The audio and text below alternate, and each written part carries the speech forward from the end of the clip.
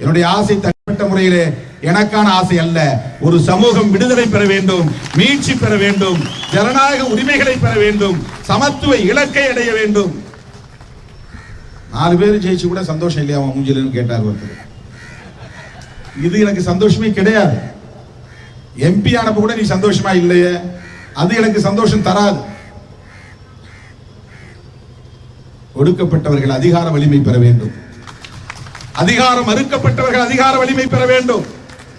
காலம் காலமாக வஞ்சிக்கப்பட்ட விளிம்பு நிலை மக்கள் யாவரும் அரசியல் விழிப்புணர்வு பெற வேண்டும், அரசியல் சக்தியாக எழுச்சி பெற வேண்டும். அதுதான் எனக்கு மகிழ்ச்சியை தரும். சட்டமன்ற உறுப்பினர் பதவியோ நாடாளுமன்ற உறுப்பினர் பதவியோ மகிழ்ச்சி தரக்கூடிய ஒன்று அல்ல.